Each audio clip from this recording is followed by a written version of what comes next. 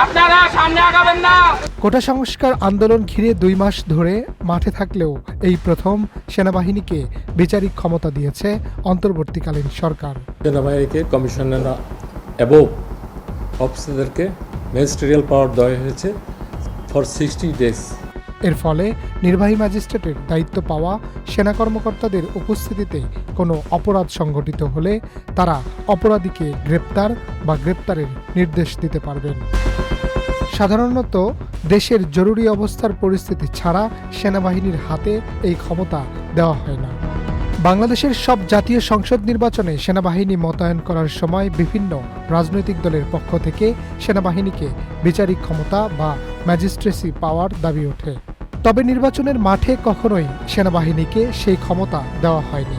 Doctor ইউনূসের অন্তর্বর্তীকালীন সরকার সেনাবাহিনীকে এই বিচারিক ক্ষমতা দেওয়ার পর এ নিয়ে পক্ষে বিপক্ষে চলছে নানা আলোচনা। তবে জনগণের মনে প্রশ্ন থেকে যায়, ম্যাজিস্ট্রেসি ক্ষমতায় কি করতে পারবে সেনাবাহিনীরা। বাংলাদেশ সেনাবাহিনীকে নির্বাহী ম্যাজিস্ট্রেটের ক্ষমতা দিয়ে মঙ্গলবার যে প্রজ্ঞাপন জারি করা হয়েছে তাতে বাংলাদেশের ফৌজদারি কার্যবিধির 17টি ধারায় সেনা কর্মকর্তারা তাদের ম্যাজিস্ট্রেসি ক্ষমতা প্রয়োগ করতে পারবে।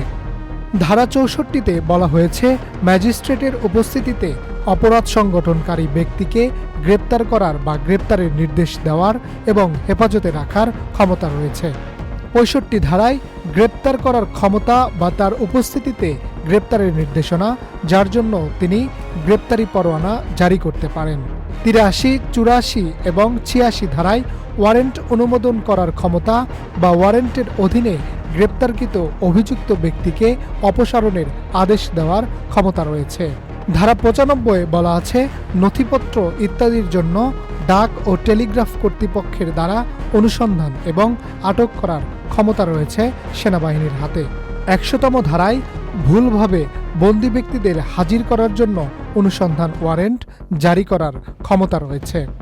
ধারা 105 সরাসরি তল্লাশি করার ক্ষমতা, ক্ষমতাপ্রাপ্ত ব্যক্তির উপস্থিতিতে যে কোনো স্থানে অনুসন্ধানের জন্য তিনি সার্চ ওয়ারেন্ট জারি করতে পারেন। ধারা 107 শান্তি বজায় রাখার জন্য নিরাপত্তার প্রয়োজনীয় ক্ষমতা। ধারা 109 ভবঘুরে ও সন্দেহভাজন ব্যক্তির ভালো আচরণের জন্য নিরাপত্তার প্রয়োজনীয় ক্ষমতা। ধারা 110 ভালো আচরণের জন্য নিরাপত্তা প্রয়োজনীয় ক্ষমতা। ধারা 126 জামিনের নিষ্পত্তি করার ক্ষমতা। ধারা 127 বেআইনি সমাবেশ ছত্রভঙ্গ করার আদেশ দানের ক্ষমতা। ধারা 128 বেআইনি সমাবেশ ছত্রভঙ্গ করার জন্য বেসামরিক শক্তি ব্যবহার করার ক্ষমতা। ধারা 130 বেআইনি সমাবেশ ছত্রভঙ্গ করার জন্য সামরিক শক্তি ব্যবহার করার ক্ষমতা। ধারা 133 স্থানীয় উপদ্রব নিয়ন্ত্রণে ক্ষেত্র বিশেষে ব্যবস্থা হিসেবে আদেশ জারি করার ক্ষমতা। ধারা 142 জনসাধারণের উপদ্রবের ক্ষেত্রে অবিলম্বে ব্যবস্থা হিসেবে আদেশ জারির ক্ষমতা রয়েছে সেনাবাহিনীর উপর। উল্লেখিত ক্ষমতা ছাড়াও যে কোনো নির্বাহী ম্যাজিস্ট্রেটকে মোবাইল কোর্ট আইন 2009-এর অধীনে মোবাইল কোর্ট পরিচালনা করার জন্য সরকার এবং সেই সঙ্গে জেলা ম্যাজিস্ট্রেট দ্বারা সংশ্লিষ্ট এখতিয়ারের মধ্যে ক্ষমতা দেওয়া হয়েছে।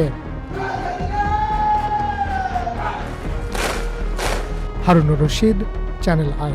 250-টিরও বেশি ডিজাইন অপশন নিয়ে ওয়ালটন স্মার্ট ফ্রিজ, বোঝে আপনার প্রয়োজন।